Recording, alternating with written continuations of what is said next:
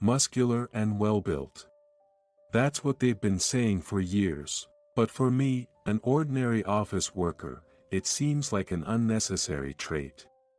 My physique, honed from swimming since I was 6 and eventually leading my high school to a national championship win, still remains even after I retired from the sport. However, an injury forced me to give up training and drop out of a high school that I was accepted in for their swimming program. So now, I'm just a regular office worker. And then, right now, I'm about to get on a train. I basically don't use the car but trains for commuting. As usual, it's the morning rush hour. Hey, Mike, you're here too. Morning, Jimmy. Standing near the entrance is Jimmy, my team leader. He seems to use sometimes this train as well. With your build, you're easy to spot. Sorry, I know I'm in the way. Don't worry about it. It's not like you can help it. He always takes a jab about my physique. He's not exactly what you'd call a competent boss, but I manage by politely smiling through his jibes. Suddenly, I feel the weight of a person slumped against my back. What the? I turn my head to find a woman leaning on me. I try to gently push her back with my arm, but she doesn't respond.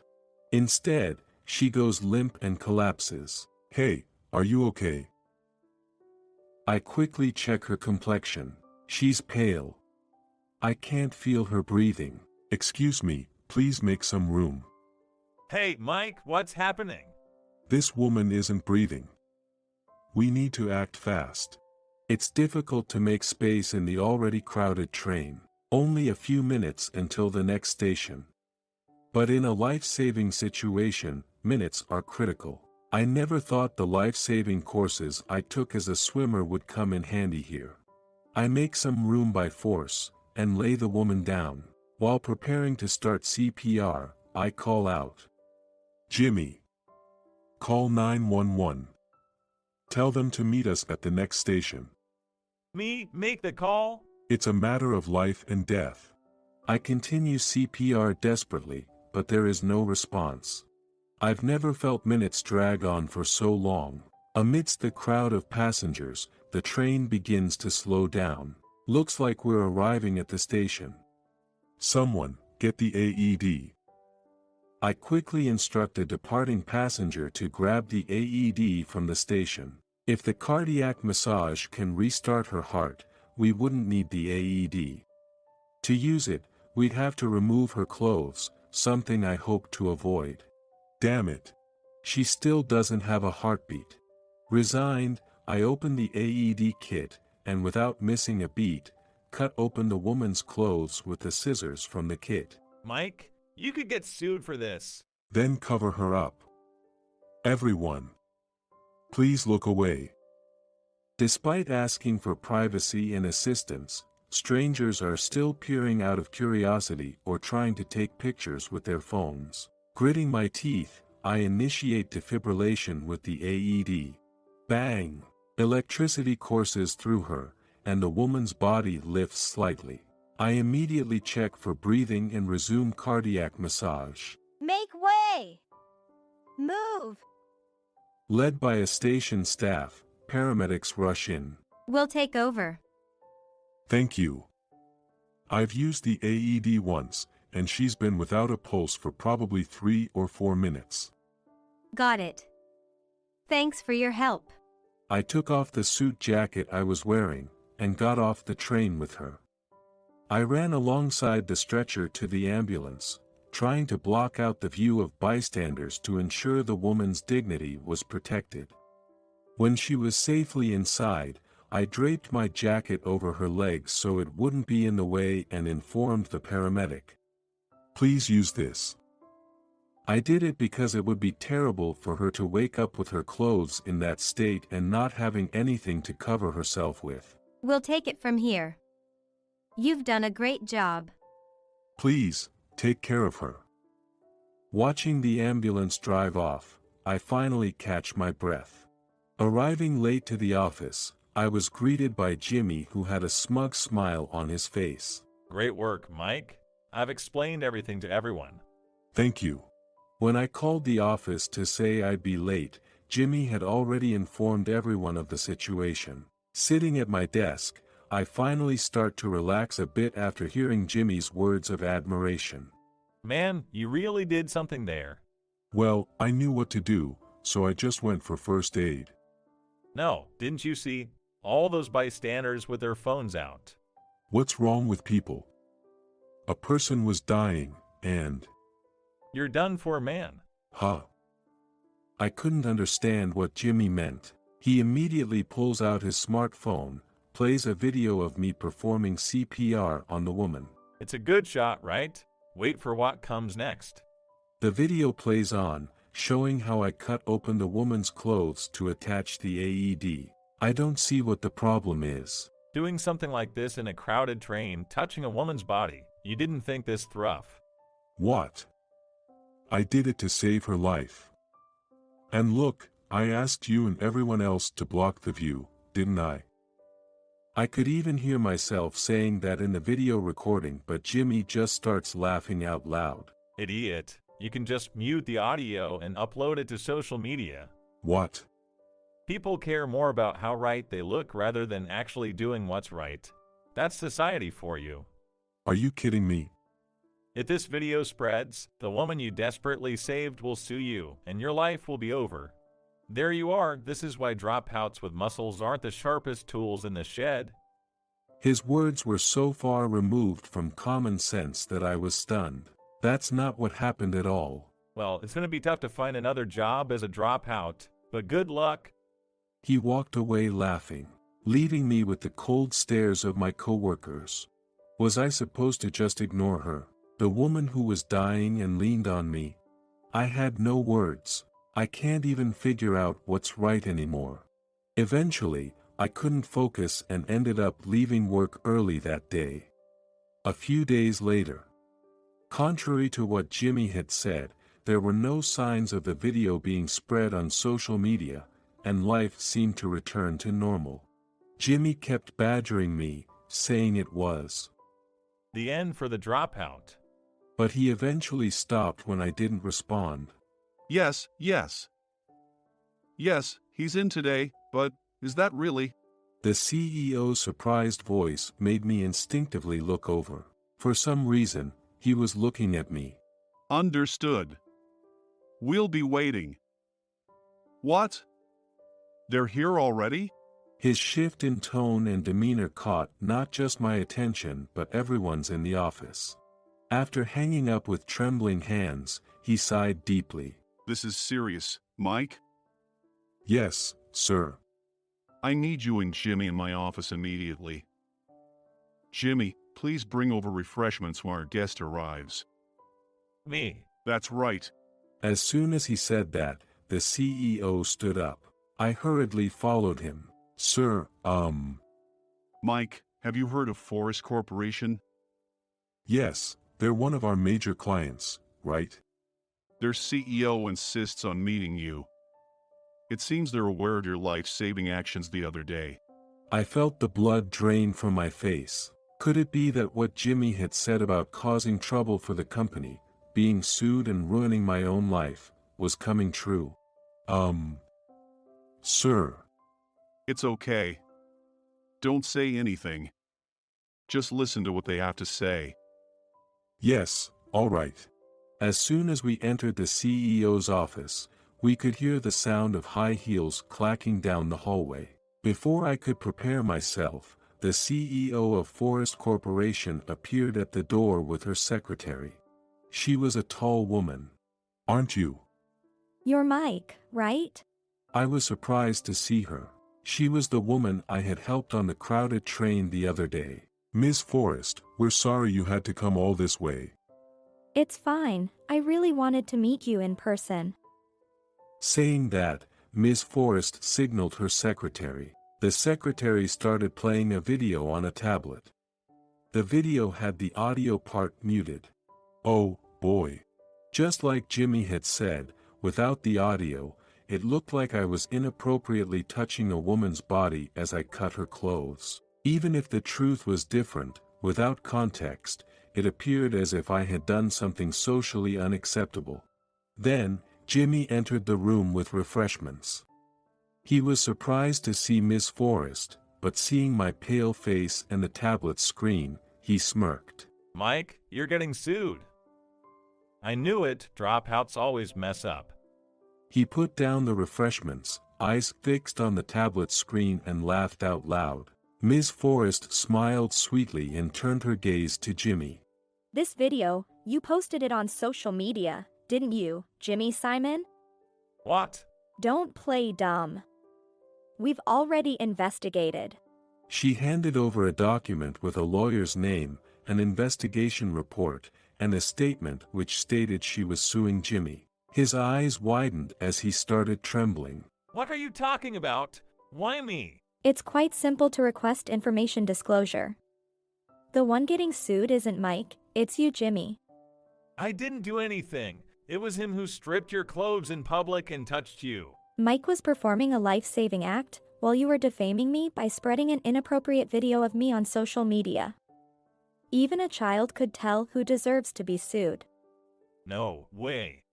Jimmy slumped down, muttering in disbelief. Miss Forrest then turned to me again and took my hand. Mike, if you hadn't taken that brave action, I wouldn't be here today, just like my father. What do you mean? My father had passed away due to sudden cardiac arrest on a crowded train. That's why I had to take over Forrest Corporation at such a young age. You're my lifesaver. Tears welled up in her eyes as she repeatedly thanked me. Confused by what was happening, I was completely flustered. Mike, you lent your suit to Ms. Forrest, right? Your business card was in it. My business card? Oh. I remembered draping my suit jacket over her as she was loaded onto the stretcher. Her clothes were cut up and I thought it would be best if she had it to cover herself with when she woke up. My phone was in my pants pocket, and I had my bag with me. Only now did I remember the business card I usually kept there. That's how Ms. Forrest knew to come here, to thank you, Mike. And about suing Jimmy, that was news to me too. I was taken aback. Is that so? Wiping the sweat from his brow, our CEO sighed in relief. What Jimmy did was the worst act imaginable as a person. Our company will definitely hold him accountable. Sir. Jimmy pleaded. And Mike, you're truly an admirable person. We'll make sure to acknowledge that. The CEO smiled warmly at me. I turned my gaze back to Miss Forrest, who had put her hand over mine and squeezed tightly. Are you all right now? Yes, I was able to leave the hospital the next day. I'm truly grateful. No, I should apologize. Even though it was a spur-of-the-moment decision, I ruined a piece of clothing and exposed you in public. I'm sorry. What are you talking about? That didn't cross my mind at all. Miss Forrest cheerfully dismissed my concerns, and I smiled in gratitude. Please allow me to thank you properly sometime soon. Again, I'm so glad I met you. You're my lifesaver. Releasing my hand, she took my jacket from the secretary and handed it to me. It was just a quick visit for today. Jimmy, you'll be hearing from our lawyer, so don't run away. She said just before leaving the room. The CEO patted my shoulder as I stood there, still somewhat in shock. As the aftermath, Jimmy was fired, and he's currently in the middle of a lawsuit. Our relationship with Forrest Corporation has strengthened, and as for me, I've been promoted to the main contact for their account, continue to maintain a good business relationship with them. In the pocket of my suit returned by the secretary, I found Miss Forrest's private mobile number. My personal life has also been going very well. Helping someone out naturally isn't a bad thing. It's one's character that determines one's destiny, and I vow to live my life sincerely from now on.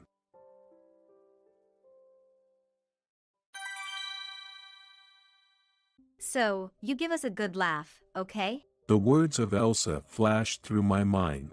I didn't want to embarrass my brother. With resolve, I stood up. Now, I am about to give a speech in French. Since high school, it's been all work for me.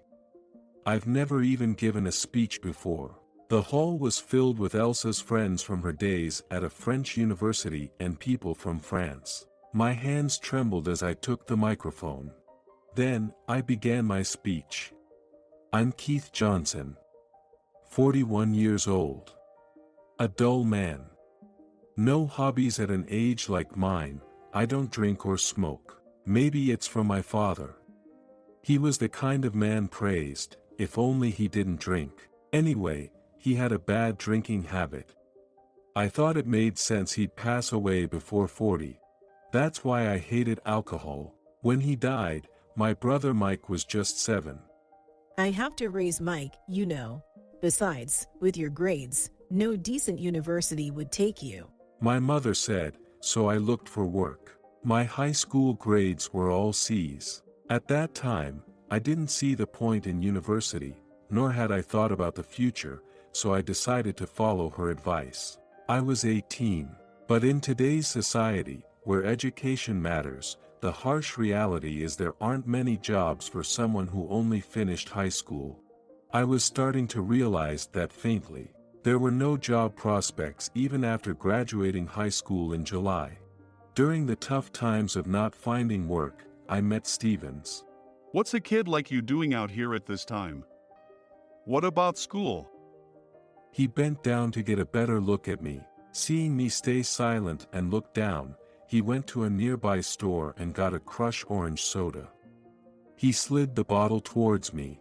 Confused, I tilted my head. This is my favorite. Give it a try. He said with a kind smile. Twisting the cap, it made a fizzing sound. Wow. As I opened it, the drink suddenly burst out, dousing me in an orange fountain. Man, are you okay? You're soaking wet. You'll catch a cold at this rate. He used the towel around his neck to vigorously dry me off. I'm sorry. I mumbled. I felt guilty for wasting the soda and staining his white towel. Seeing me bite my lip tightly, he burst into laughter, holding his stomach. Oh boy, my goodness! Stop making me laugh! It's all right. Towels get dirty all the time. And the soda, well, that can't be helped. He was incredibly kind, hard to believe we had just met. Aren't you mad? Nah. I don't get mad over stuff like this. When I was your age, I was always covered in mud. Just then, my stomach growled loudly. I instinctively pressed my hand against it. What's up? Haven't had lunch yet? Me neither. Let's grab a bite together. He started walking, pulling me along by the hand. My mother's words flashed through my mind, warning me not to follow strangers. But I didn't feel like a kid anymore, and Stevens didn't seem like the type to do anything weird, so I followed him.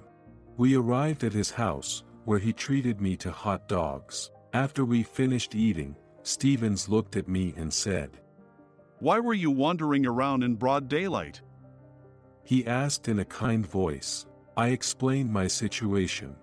Then, he said, Gotcha. How about it, Keith? Want to work for me? Offering me a job. I was surprised to find a job so suddenly but felt I couldn't miss the opportunity. Please, I'd be grateful. I said quickly. That's how I ended up working at his family's car repair shop.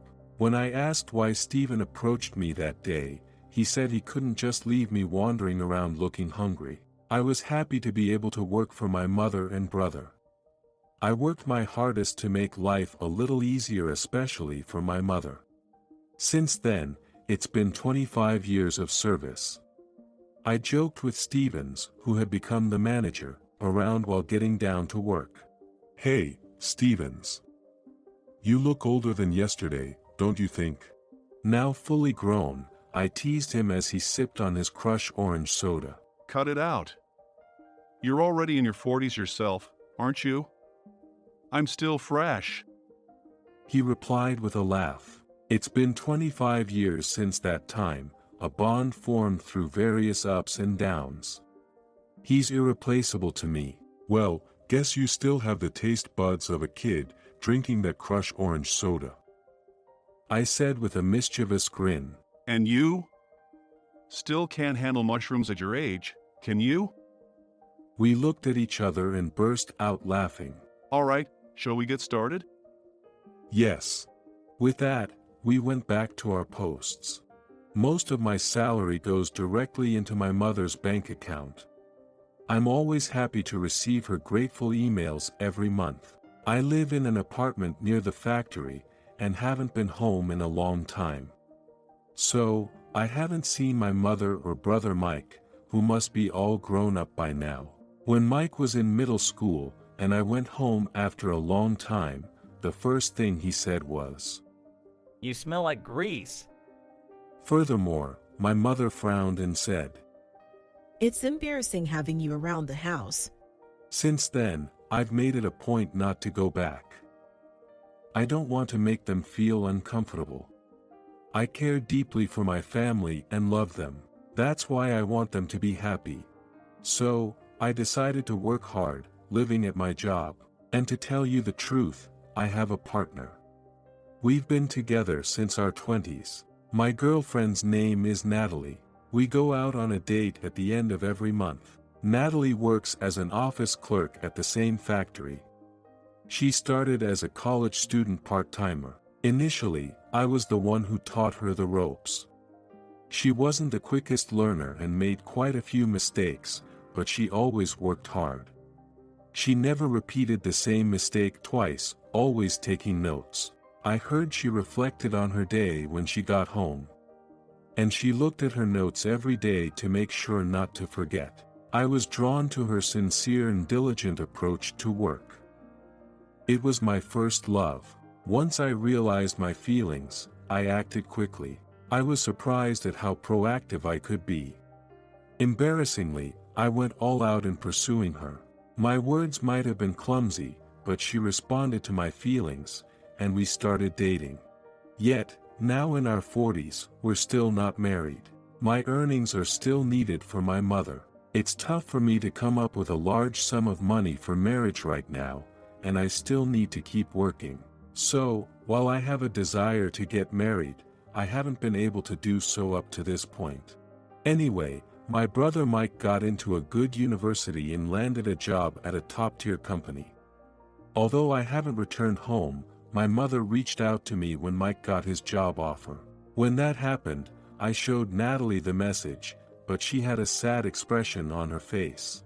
But that's my pride.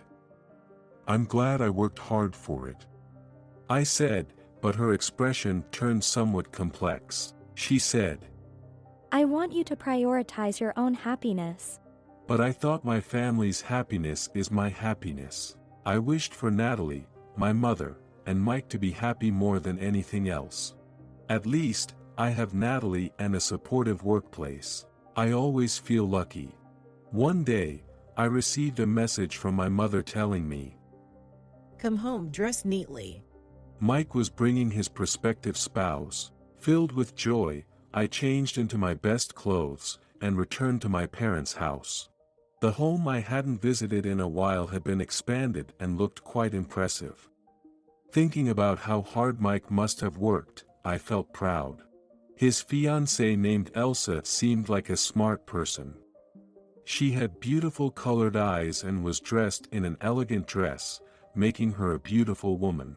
Mike has found a good person too. They seem to share a certain atmosphere, a perfect match. Seeing them sitting across from each other, laughing, somehow brought tears to my eyes. I heard Natalie graduated from a top university in France, seems like a colleague from work for Mike. I've also worked hard, and it's paid off, I said, but suddenly, the laughter disappeared. Enough with the self-congratulations. Mike said, looking stern. Oh, sorry. I might have sounded conceited indeed. Meeting him after a long time got me a bit carried away. It was Mike who worked hard, I just helped out. He is more capable than me. But that's not talent, it's something he acquired by studying when I wasn't studying. It makes me really proud, almost as if it's my own accomplishment. Suddenly, my mother said to me, Hey, "What is it, Mom?" I tilt my head. it's not like I'm not grateful, you know. She seemed somewhat embarrassed. I mean, I just wanted to let you know about the marriage. She said. Upon hearing those words that followed, I finally understood what she meant. In other words, just the announcement of the marriage. It seems like it meant, don't attend the wedding ceremony. Elsa also said, It's embarrassing to have a high school graduate factory worker as family. She added that her parents felt the same way. Indeed, I hadn't done anything other than sending money. It might seem presumptuous to act like a parent figure at this point. However, I feel like I've done my best to dedicate myself fully. I just want to see Mike's shining moment. Please, I'm begging you. I pleaded. Just that alone must feel like some sort of reward. So if you just send money, that would be enough. Keith, you never showed up until now. Why the sudden change? Then, Elsa restrained them, and she offered a condition. Then, would you give a speech? But in French. In French? If her college friends also attend the ceremony, that might come up in conversation. However, I've never given a speech in French, of course. I've rarely been in front of people myself. Seeing me nervous, Elsa smiled at me and said, If you don't want to, that's fine. Honestly, I don't really want you to come. Please. I'll try giving a speech in French. However, even if you give a speech in high school level French, you know? It's completely different from conversational French at the native level. Still, I'll give it a shot. Please. I earnestly conveyed my consent. She sighed and said, Fine. I understand. Then, I'll leave the speech to you. The next day, I explained the situation to Stevens. Hey, for now, you're the assistant factory manager. Let's make your title sound impressive, shall we? And then, He said excitedly, his enthusiasm palpable. Please calm down, Stevens. I interjected, trying to soothe him. you're about to become a laughingstock. His face turned flushed with anger. Well, if it makes them laugh, then it's all good, right? I replied with a smile. Oh my, Then, unexpectedly, Stevens burst into tears. I owe him a great deal. He might be someone I trust more than my own mother or brother. He's someone who gets mad or cries because of me. Besides him, there's no one else like that but my girlfriend Natalie. I went to Natalie's house and told her about what happened at my parents' home. Then, she also got mad with her face flushed. Why do you have to beg to attend your brother's wedding? And why on earth did you agree to give a speech? She demanded. I know you're underestimating yourself, thinking you can't do it. She continued, lecturing me for about 30 minutes. Our own wedding has been completely put on hold. Her words made me snap to attention. I truly feel sorry about that, but... She shook her head and said, I'm not talking about me. I'm talking about you. Me? I tilted my head in confusion. Yes, you.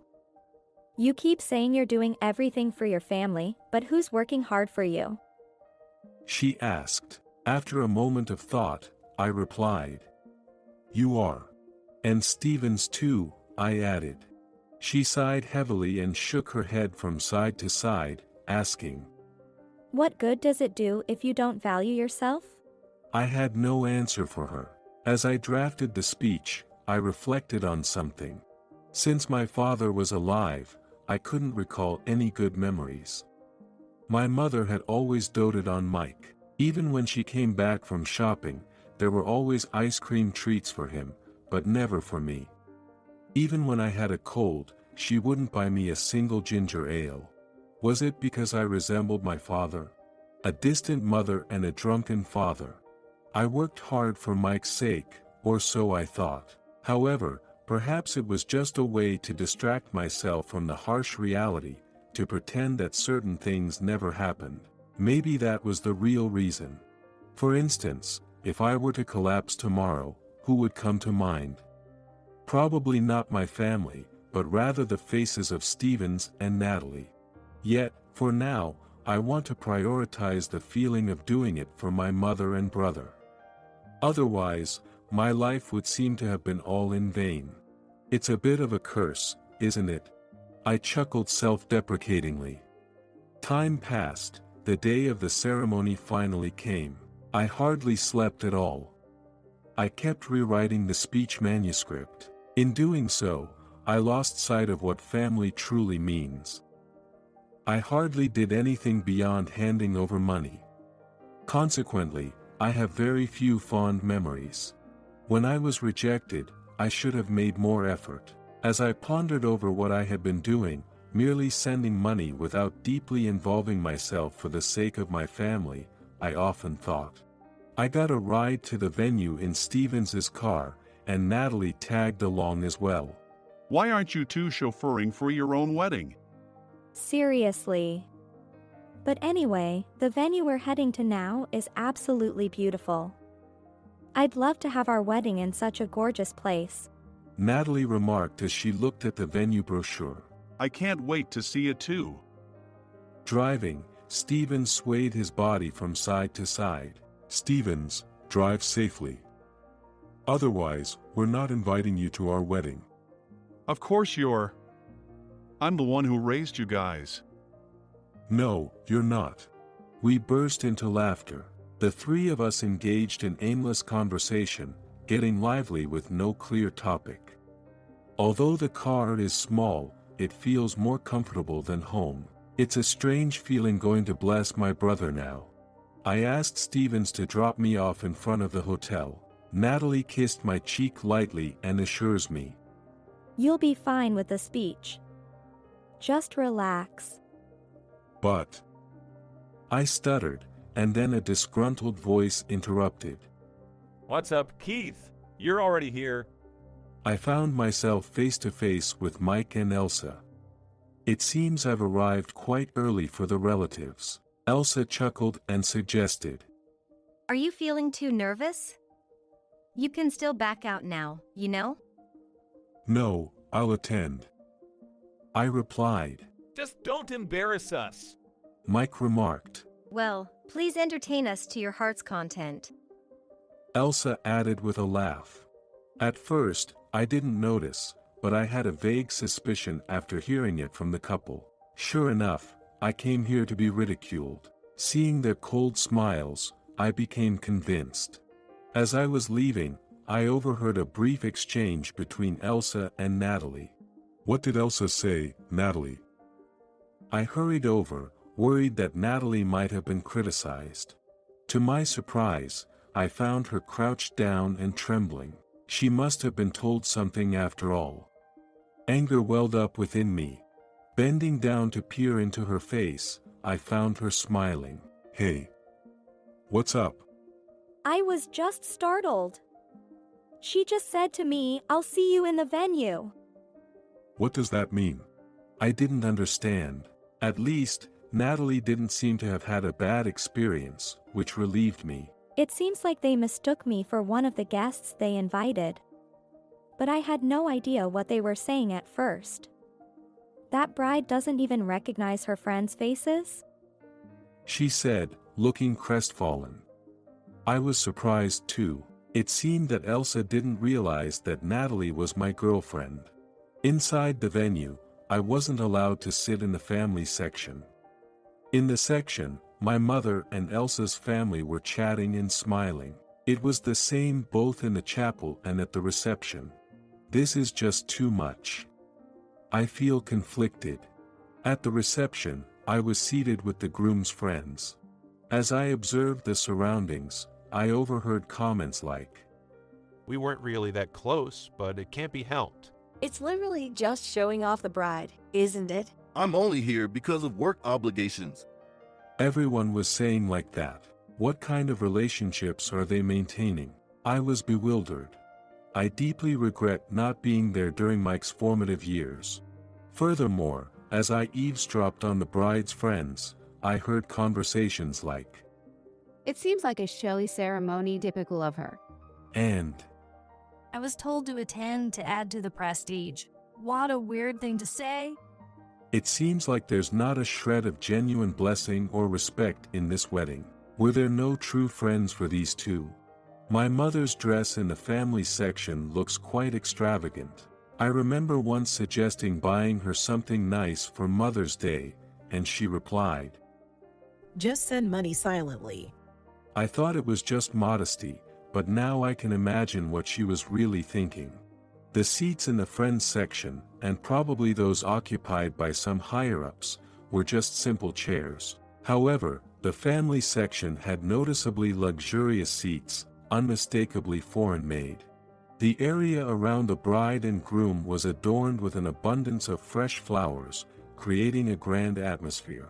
The difference between the friends and family sections, and even the bride and groom seats, was so striking that it felt like they belonged to different events. As I savored the unmistakably top-notch meal, the speeches began. The speeches delivered by others besides myself were rather lackluster. There were speeches from a former teacher from their student days and some big shots from each other's companies. They were filled with bland platitudes, with the speakers more focused on boasting about their respective companies. It seemed like no one had much to say. It wasn't just me who noticed. Mike and Elsa, along with our mother and Elsa's parents in the family section, seemed quite pleased with everything. They probably hadn't even listened to the speeches themselves. Yet, seeing Mike looking sleepy somehow made me feel a pang of concern. They seemed pleased with the titles and names of the speakers. When I realized that, my heart grew cold. But still, I couldn't allow Mike to be embarrassed. Even in that moment, my curse seemed unbroken. When the MC said, Next up is the groom's older brother. My heart felt like it was about to jump out of my mouth. Just make us laugh. I remembered Elsa's words. With determination, I got up from my seat. The room fell into a mild commotion as I rose from the friends section. In the midst of an unfamiliar speech, I had to make sure to address that as well. Amidst the pressure, I suddenly realized something. Come to think of it, all the speeches so far had been in English. I wondered how Elsa's friends were feeling. Observing the atmosphere at their table, I could infer that they probably didn't understand English. They seemed bored, just pushing their food around. As I stood in front of the microphone, nerves surged through me once again. Yet, seeing the couple, with amused expressions on their faces, something clicked inside me, or perhaps, the floodgates opened. I poured out my heart. I may have been called pushy, but my only brother Mike is my pride. I started working right after high school, driven by the desire to support my family. I was rejected as smelling of oil, so I avoided going home. That's why I regret not being there for Mike. I earned money to send him to high school and college, but as I spoke, I realized that it had become more than just about me. Memories of those days of hard work brought forth only Natalie and Stevens.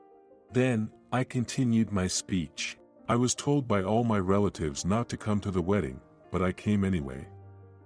I wanted to witness the fruits of my efforts for Mike and our mother. In the end, I believe I should have been there for Mike. He may just be seen as a show-off to everyone now.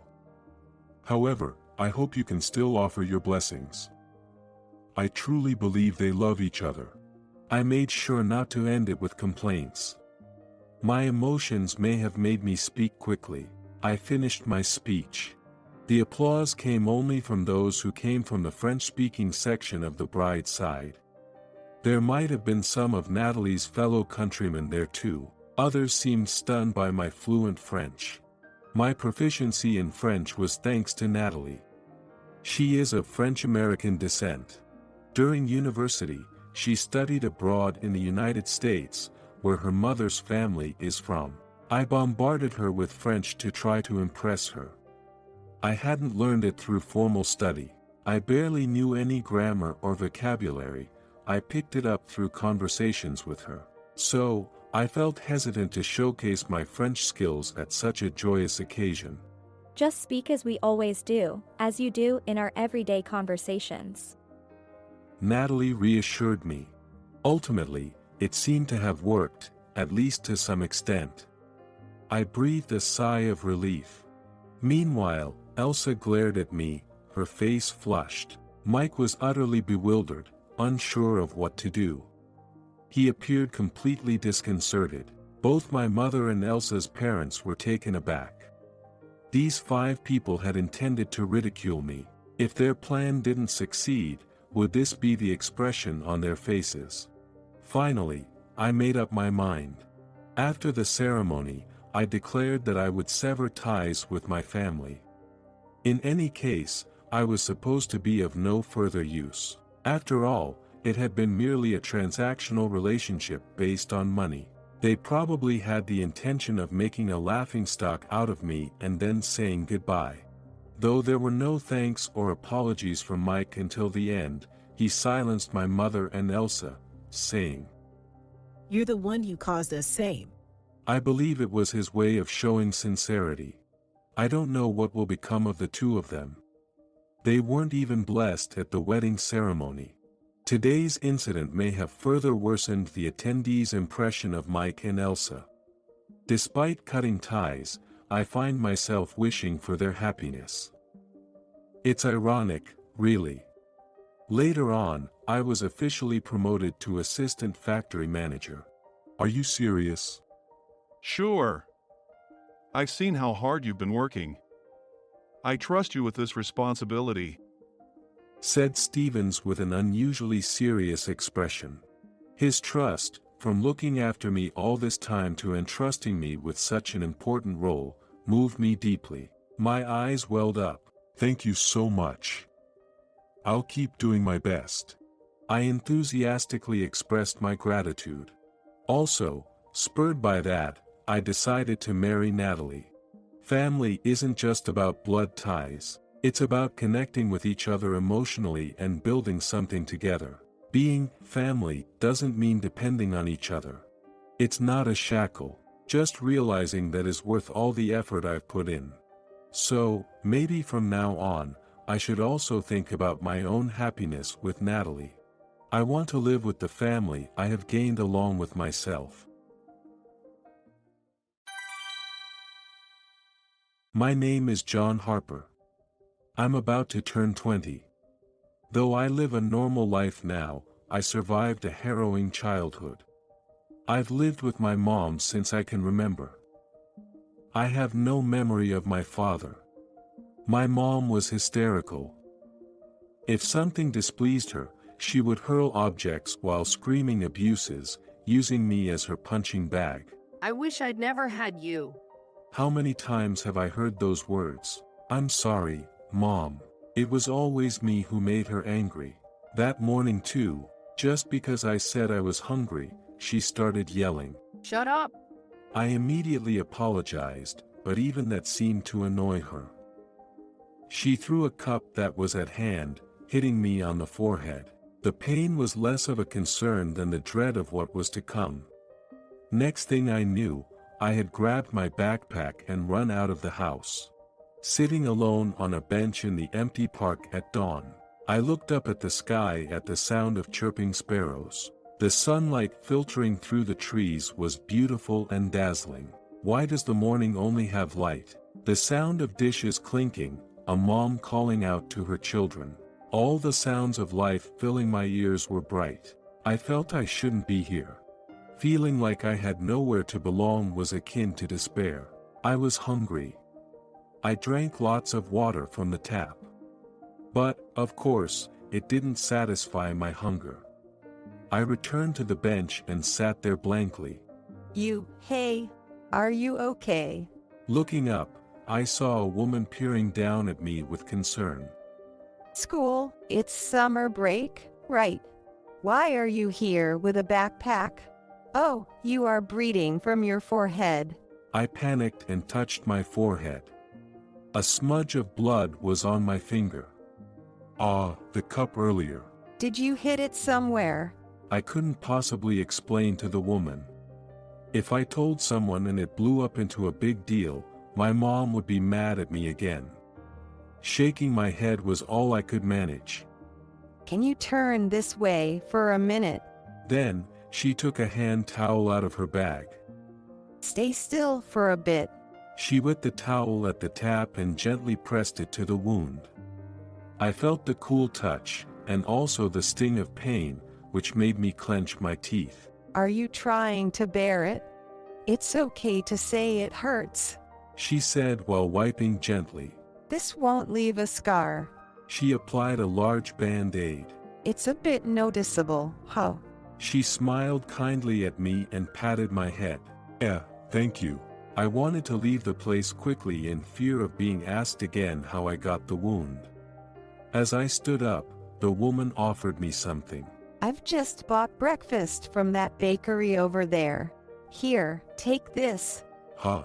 They say this place's cinnamon roll is really popular. But my place is just around the corner. See, the one with the blue roof. She pointed to a house, and I looked at it. If you ever need anything, feel free to come by. I didn't know what to say. I felt like crying if I talked any more. Holding the still slightly warm cinnamon roll, all I could manage to say was, I have to go now, to the kids' club. Ah, is that so? All right, take care, bye now. I wanted to turn around and say thank you again. But I couldn't. If I turned around, she'd see me crying. It was the first time I experienced tears not just from sadness but from kindness too. I ran towards the school. It's summer break, so of course, it was closed. But I didn't know any other place to spend my time. I sat in front of the school gates until the playground opened, biting into the cinnamon roll. It was my first proper meal in days. I didn't want to go back to a room where my mom was, so even after the 5 p.m. chime signaling evening, I lingered in the park.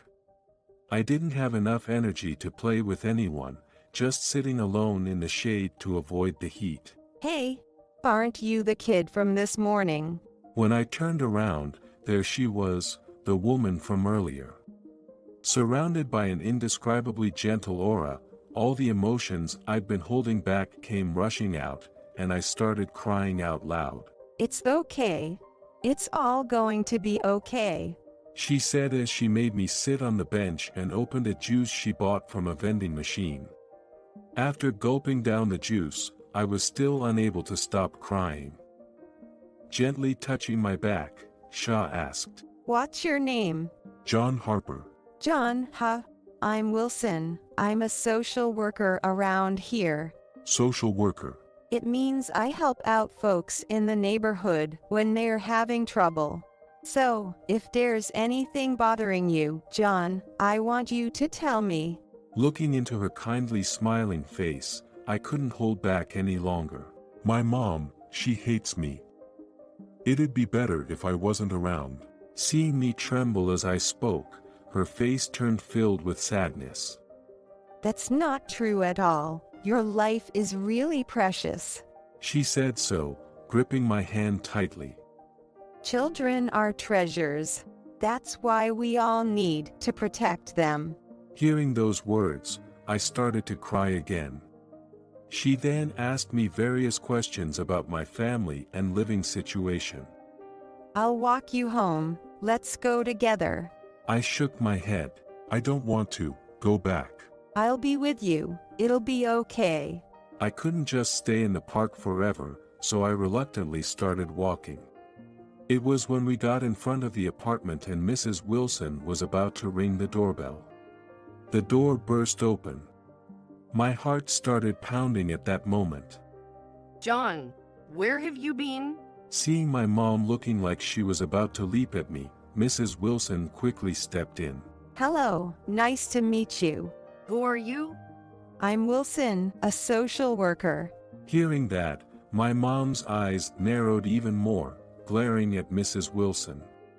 Our family's none of your business. I'm sorry for the sudden intrusion. I was just making sure John got home safely. Ignoring Mrs. Wilson's words, my mom dragged me into the room and slammed the door. I must have done something terrible. The icy anger in my mom's face made me think that. I'm sorry, really sorry. Please don't hate me. I'm sorry. Trembling with fear, I crouched in a corner of the room, apologizing over and over without looking up. Normally, things would be thrown at me or I would get slapped, but for some reason, my mom did nothing that day. Misunderstanding her silence for forgiveness, the tension in me relaxed, and I fell asleep. I woke up suddenly to find it dark outside, and I was all alone in the dim room. Mom. There was no sign of my mom in our small studio apartment, and all her belongings were gone. She had left while I was asleep. The next day, and the day after that, she didn't return, and I survived by licking the little ketchup that was left in the fridge. This had happened many times before. She would definitely come back. I thought about going to look for her. But if she came back while I was gone and found me missing, I feared she might abandon me for good. For some reason, I felt that way and didn't go outside, waiting endlessly for her return. How many days had passed since then? For the first time in my life, I became conscious of death. That's when it happened. John, you're in there, right? Please open the door. That voice was Mrs. Wilson's. I only remember crawling to the door with a feeling of desperation. When I unlocked it with my shaky hands, there stood Mrs. Wilson, looking worried, along with two men in suits. John, I'm so sorry. I wanted to come much earlier. She hugged me gently. Mom. Mom's gone. Saying that, I collapsed into her arms. She held me tight, tears in her eyes. It's all going to be okay now. You did well on your own. Thanks to the two men and Mrs. Wilson, I was able to start living in a child care facility. There, I had warm meals and was freed from the fear of hunger. Perhaps because we had similar backgrounds, I made friends who I could call best buddies, and life there was much more fun than being with my mom at home. I have no idea what became of her after that. But I think I still loved her. Even though she just disappeared one day, I didn't hold a grudge against her for leaving me. Instead, I lived with a faint hope that she might come back for me someday. Even after I was admitted to the facility, Mrs. Wilson visited me, providing guidance as I grew up. She supported me as I lived there until high school graduation and started my life as a working adult. Without meeting her, I wouldn't be who I am today. To me, who has no family, she was like a warm, trustworthy grandmother. This month, as I turned 20, Mrs. Wilson said she would celebrate for me. The place she chose was a high-end steak restaurant, one even I had heard of. Working in a small factory, I only had work clothes and worried about what to wear. But then I remembered the suit I bought for a job interview 2 years ago. I put it on again and headed to our meeting place. I had been saving up to give Mrs. Wilson a thank you gift for the past 10 years. A stylish watch that would be perfect for her, who was always busy working. Hoping she would like it, I fidgeted with the neatly wrapped box in my left hand. I arrived at the steak restaurant, but she hadn't come yet. 20 minutes passed without any contact from her. It was strange, she's not the type to be late. I tried calling her, but she didn't answer, and my messages were unread. Knowing Mrs. Wilson, she's probably out there helping someone else. That day, I couldn't get in touch with her and didn't meet her. But I was so worried that I took a day off work the next day and visited Mrs. Wilson's workplace. What I heard there was quite shocking. During a house visit, there was an incident, and Mrs. Wilson was taken to the hospital. She had been supporting a woman living alone for many years, who was mentally unstable, and it was a rule to avoid visiting alone. But for some reason, she went to check on her by herself that day, and the woman took unexpected action. After she contacted them, other staff members arrived to find her collapsed next to the woman in a state of confusion, and the police were called. When I opened the hospital room door, there was Mrs. Wilson on the bed. John, I'm really sorry. It turned into such a mess. You scared me. All this because you went alone. Yes, I'm reflecting on that. When she was pushed away, she twisted her ankle badly and was crouched down when the woman got hit in the head with an umbrella. Fortunately, she didn't have any serious injuries and would be discharged from the hospital soon, which was a huge relief. You look well, that's reassuring. I'll go get you something to drink. When I returned from the store, someone who seemed to be from the health department was talking to her. Things have calmed down quite a bit now. But when it comes to her son, Miss Harper still screams that she can't see him. Mrs. Wilson, noticing my return, awkwardly tried to change the subject in front of the health department worker. Let's not talk about that right now. Catching her expression, the worker quickly put down a gift of pudding and left in a hurry. Mrs. Wilson, did you say Harper? She was silent for a moment, then sighed deeply and began to speak softly. I can't keep it from you any longer, seeing that look on your face, John. The truth is, the person I visited yesterday was your mother. Wow. I know you might not want to dredge up the past, John. She looked at me directly. But your mom has lived with deep regret all these years. Above all, she loves you. I had to tell you that. She started to tell me about my mom's condition over the past 10 years. Apparently, my mom had been suffering from mental illness since she was young.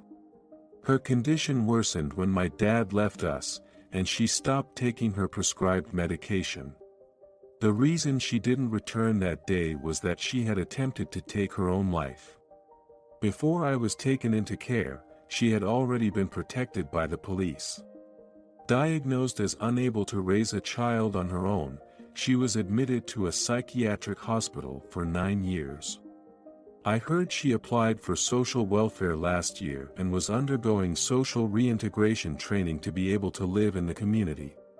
Mrs. Wilson had been visiting my mom after her discharge, occasionally updating her about me and checking if she was in need of anything. But this time, she seemed to have lost confidence after their argument. Actually, without your mom's permission, I shouldn't have told you this, but you're 20 now. I thought maybe it's the right time. Your mom has been living with regret for hurting you. I hadn't realized my mom was struggling with a mental illness. I just thought she hated me. The dark past of these 20 years wouldn't be rewritten, but I felt like something would be changing. I had no idea you were also helping my mom. Thank you so much for telling me the truth. I gently held Mrs. Wilson's hands. And with that, I couldn't stop my tears. To have someone who cares this much about us, mother and son. No amount of gratitude could be enough. She truly saved our lives. I didn't want you to hold a grudge against your mom. Raising a child alone is incredibly hard. Everyone is weak. That's why we need to help each other. She said, her eyes also brimming with tears.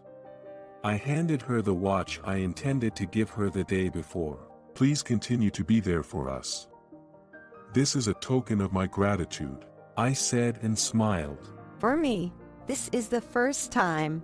I'm so touched. With a tear-streaked face, she gave me a bright smile. Mrs. Wilson, who reached out to me in the park 10 years ago when I was alone and felt I had nowhere to belong.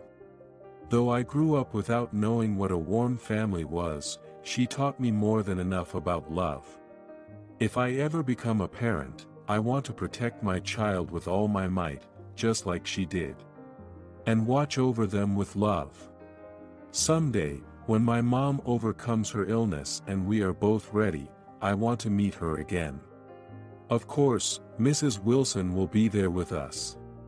Meeting her must have been fate. We may not be related by blood, but I feel a deeper bond with her.